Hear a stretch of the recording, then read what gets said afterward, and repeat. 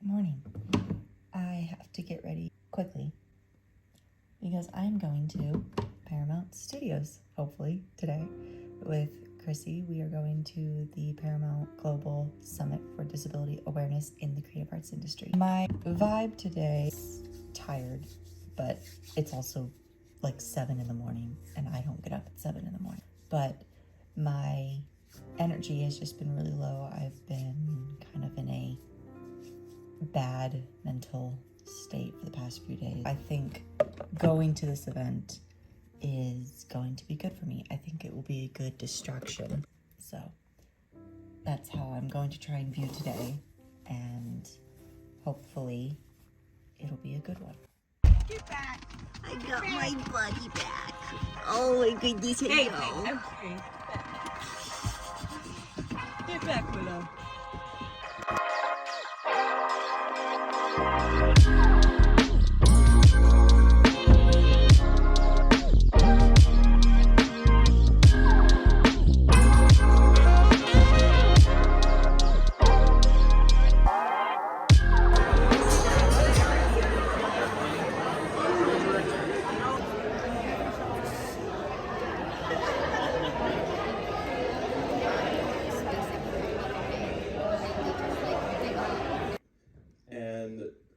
Some people have mentioned that ASL is not systemically correct, or it doesn't have a system, that it's a 2D language. Or, oh, I love that. Are you guys ready for a crash course with me? Yeah?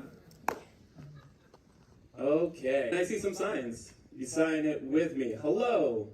Hey, what's up?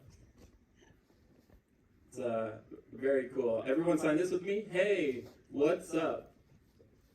Green, this would be ASL. English, you say, what is your name? And for ASL, you just say, my name, John. You omit the is.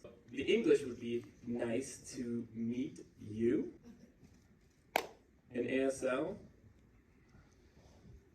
follow along. Nice meet you. You, I gave you an A sitting over there, I remember. So I taught sign language for 11 years. A lot of students with the fingerspelling, they have a hard time reading and understanding the fingerspelling. And I always thought, why? Why is this? Until I went to New Zealand. Got a necklace here that I'm wearing. I visited the country of New Zealand in 2005, and I learned their New Zealand Sign Language. And just to let you guys know that American Sign Language is unique to America and is used in Canada as well, but only those countries. All other countries have their own unique sign language. Even if in New Zealand, they read and write English. They have a different sign language. So when I went over there, I learned their language for about 6 months, and I felt like I was doing pretty good. Here, we fingerspell the ABCs. In New Zealand, they use 2 hands to do their ABCs. They'll do A, B, C, D, E, F, G, H, I, J, K, L, M, N, O, P, Q, R, S, T, U, V, W, X, Y, Z. It's different, both hands. But I had to learn, yeah, it's shit. So how do deaf people get up in the morning, for example? How about that? Hearing people have an alarm, or they hear the alarm ring. For deaf people, how do we do it? We have a vibrating bed, and it's quite an aggressive vibration, and my wife loves the vibrating bed, and she'll snooze and snooze and snooze over and over again. She's a happy woman. So deaf culture. Let me make a small comment about deaf culture. In an elevator, you'll see 10 elevator doors. Imagine 5 on one side and 5 on the other, and hearing people press the elevator call button, and then what? You hear a bell. And if the bell is behind you, you turn around and you walk in through the opening doors of the elevator that is going to be your floor. But for deaf people, we can't hear the bell that the elevator has arrived. We press the button, and then our head is on a swivel, frantically searching for which elevator is going to come. And if it opens behind us, we run so that we don't miss the elevator. But we deaf people, we are smart. What do? We stand next to the hearing people. I actually will I happened to stand next to a policewoman, and she was standing there chewing her gum, and I was waiting, and as soon as I saw her start to walk, I just followed her, right? Just follow her, yes? And so now I solved my issue. So easy. And she walked into the women's restroom. Statistics on neurodivergence are difficult to pin down for reasons that include missed or insufficient diagnoses, fears around disclosing, etc. But many experts believe that somewhere between 15 and 20% of the US population is neurodivergent. Because of programs like this, more and more people that currently do not disclose, and I'll give you a quick statistic, 76% neurodivergent employees in the workplace choose not to disclose. There's a reason. As we explore some of the topics today, and Bronwyn, you gave us a fantastic introduction to some of those, so I don't have to spend that much time on those. I don't have to repeat that. Here's a question. Think about it. Don't answer anything yet, but let's dig in. We're going to talk a little bit about an introduction to neurodiversity and disability inclusion, which is the whole point of today. We're going to get to know the community a little bit better. We have a great example here today. We're going to talk a little bit about what does neurodiversity inclusion look like. We promote that we accept belonging and inclusion of all minds. Interestingly enough, that's actually more than people who are left-handed. Think about that for a second. Yeah, wow, exactly.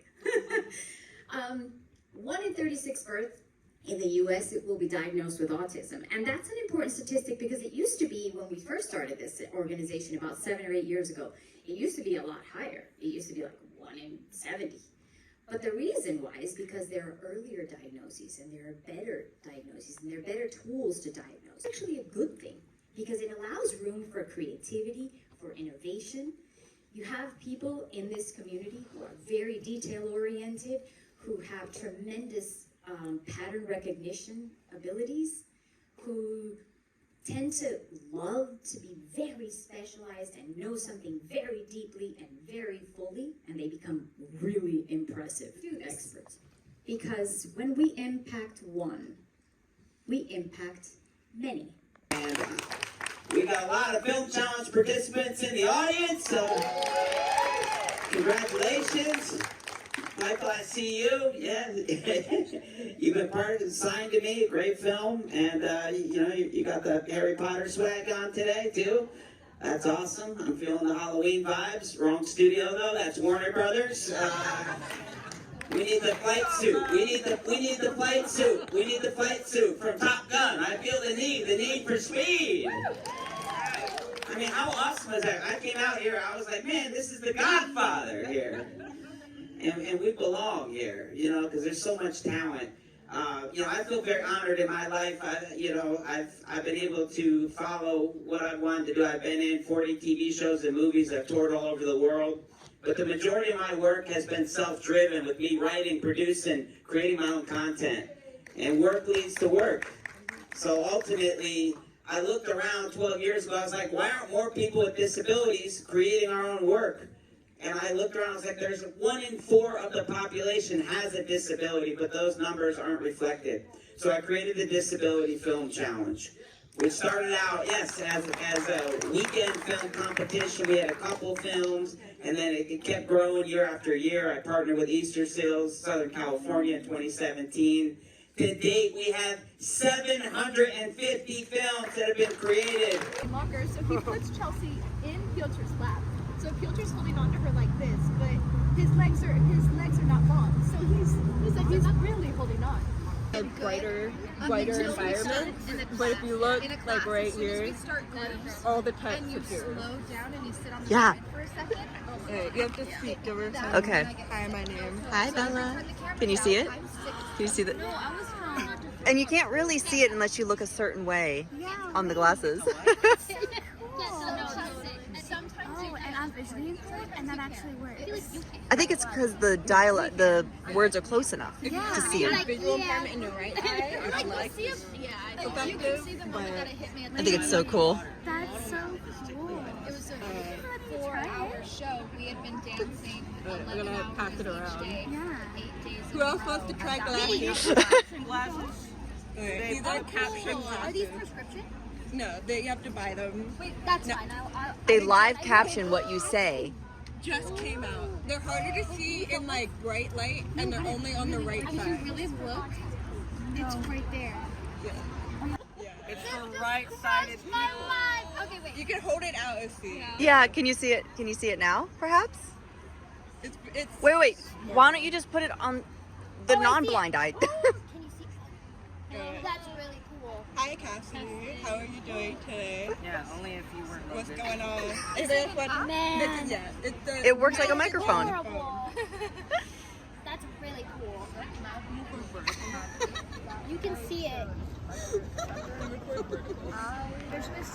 I know. You can't miss it. Oh my god.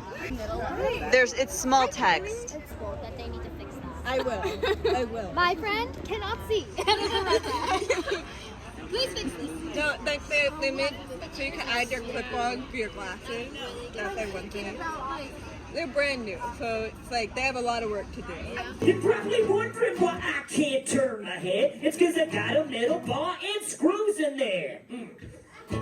Yeah, I got screws in there. A titanium bar and 8 screws in there. Cause of scoliosis. My back's all fucked up and shit.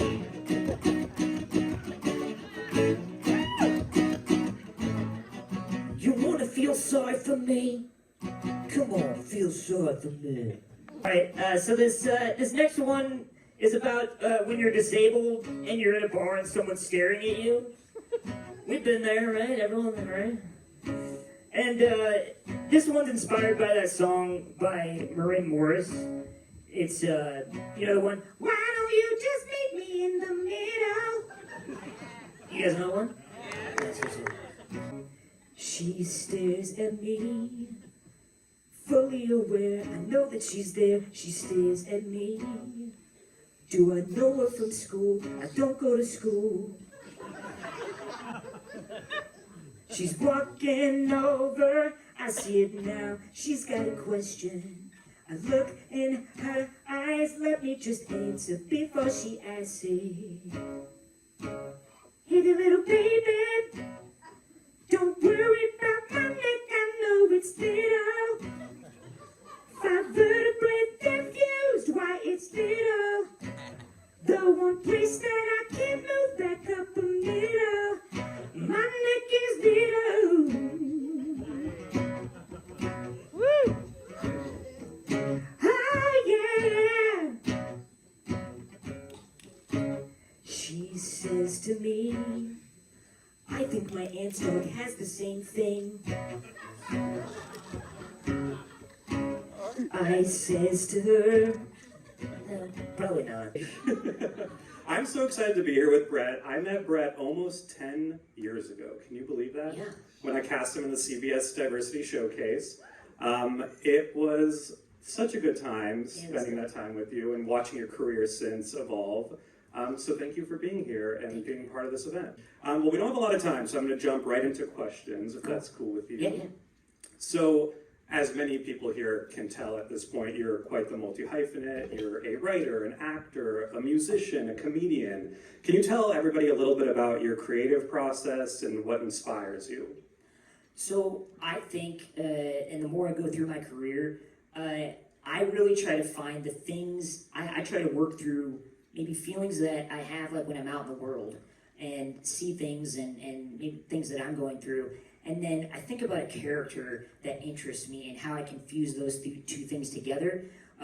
most of the stuff that I write is through, through one protagonist. There's a couple things I have, cast oriented or like ensemble, but I always start with that main character, and for me, that's what helps drive my creative and keep me moving forward in my ideas. Even when I get stuck, I'm like, what should happen here? Like, how does this world build out more? I always go back to that character. What makes things more interesting for this character, and what they're going through, and the arc, the emotional arc that I want them to have. True relationships with people. I think that's the thing that happens all the time, where when we meet somebody that's like, oh, they could do something for me, we can find ourselves in a situation where we're like, we want to get that thing that they could do for us, and that's what becomes the focal center of our interaction with them, and just the overall vibe, right? But instead of, hey, I'm going to really get to know this person on a creative level. It doesn't have anything to do with what they could get me. I want to know what they like creatively, what they respond to creatively. What are our similarities on a creative level? Because then that's something that carries over for years. And I think that's such valuable advice to give everybody, because it really is about making that human connection, creating a relationship that's genuine, and then the opportunity will go from there, because you will look out for each other, you will advocate for one another when you're in a room, when I'm in a room. So I think that's really valuable. Because if you can guide an audience moment to moment, you're in complete control, almost complete control of what they're walking away with and how they feel after they watch it.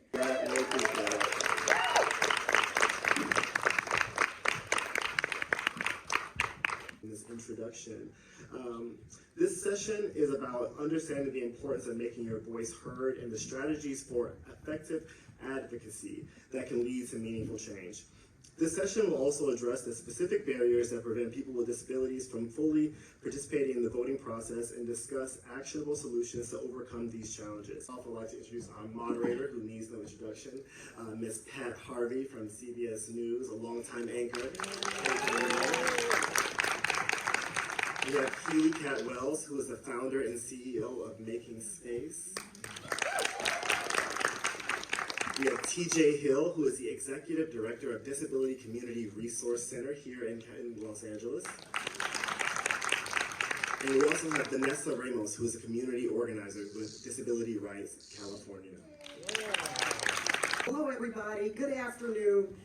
I am so happy to be here. When Tiffany asked me to participate, first of all, I can't turn her down, period, but at the same time, I've been a caregiver, so I have a sister who is developmentally disabled. I care so much about this community, so I'm very, very invested. And I must say, I don't want to take up all the time to do that today. What are some of the major barriers that people with disabilities face when it comes to participating in the voting process? Well, I think to think about the voting process, and I like the way you presented it that way, because too often I think we think about voting as election day, and there are so many steps actually leading up to election day, everything from voter education to registration, all of the outreach efforts, how our community is being communicated with, beginning of another election. And I remember going to my first voting place here in LA, and it was my local church, and the church was not accessible, but they had a sign outside that said "honk to vote." So I do not have a physical disability, but I have other disabilities, and I was just automatically offended by that. And so I sat outside the church and I honked my horn, and I was on the horn for like 45 minutes. Wow. Until somebody came screaming outside of the church and was like, "What is going on out here?" And I said, "It says honk to vote." And they were like, "Well, that's only for people with disabilities." So Keely, let's talk about this for a second. Advocacy, as we know, can take many forms, from grassroots organizing to using media platforms. So how do you see media playing a role in amplifying voices within the disability platforms, like, for example, social media? It's huge, and I think, as we all know in this room, media influences the way that we think, whether we actively realize it or not. And I think media, especially with advocacy, has enabled us to have other outlets to advocate, to mobilize our communities, because for so long the only way was to protest or to march. And for many of us who are immunocompromised or who have to deal with inaccessible environments, they can be very exclusionary and they're not the most welcoming of places. So social media has really been that place for us to completely flip the script and have a new and slightly more accessible space to advocate. And with accessibility in mind, it is so imperative that these media platforms start building accessibility in from the ground up, and that it is accessible beyond just basic compliance. And then the opportunity to be able to engage with other stakeholders on social media became a really powerful opportunity, but something that I've also started to learn, especially with our work at Making Space, is that so many companies, unfortunately, still prefer to donate to disability than they do invest in it. And we really need to change that. Okay, explain that. That makes a lot of sense. Donating as opposed, when you say invest, you mean spending time and really understanding what they're donating for? Or how that money actually is going to be spent? It's just looking at something, okay, yeah, that sounds good, I'm going to push this button, give some money, which is great. You want people to donate, but can you explain that a little more? Yeah, and I think in the context of media, so oftentimes, and we all know this in this room, within media we've often seen the stereotypes of the villains, the victims, and the inspirations. And unfortunately, with that victim narrative and that victim stereotype, disability has often been that thing where people go, oh, I feel so much better if I just put money to this poor community. Let's pity this community's poor disabled people. And we're like, hell no! We are badass, amazing people who deserve equitable opportunities. And funding. We deserve funding. Nonprofits are so imperative to this work that we do, but there is also people who have businesses, disabled-owned businesses. We have to normalize disabled people being experts in subjects beyond just disability. And invest in disabled people, invest in our stories, invest in accessibility, and not just the one-off initiatives, not just the awareness campaigns, not just the months or the days. It is all year round, it is constant, and you have to go beyond just that narrative of donation. In terms of what you can or cannot do and how we put a label on, you know, you want to achieve, you want to break that ceiling, so to speak, but then there's always that barrier that says, nope, that's as far as you can go. So again, with the question, we talk about power in numbers. Do you think, Keely, that, let's say if you join a number of advocacy groups, nonprofits, to maybe even one that is so powerful that they would have to listen? I mean, I'm one, I'd be willing to go to the legislature to testify. I'm serious. I would definitely be willing to do that. We already do. No, but I mean in the bodies, you know, that make the decisions, that make the laws. Is that a valid question? Yeah, and I think disability intersects, as we know, with every single other issue that exists. Environmental justice, women's rights, racial justice, we are a thread and a through line through all of them. And I think also disability inherently, naturally kind of brings bipartisan support. So we can also make the case to other groups, to other issues, that they need to include us, because we will uncover a lot of contradictions, I think, within policies, but we'll also bring and help bridge party lines. I think an example that I've recently started unpacking is 19 states that have abortion bans also have and allow for the forced sterilization of disabled people. This completely contradicts their pro-life claims.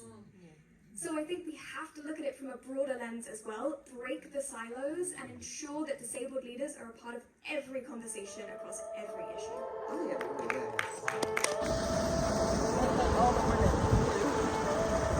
A little tourist moment. I'm feeling so hollow. Don't you know? Don't you know? I'm living in shadow. Don't you know? Don't you know? I fell for for fools.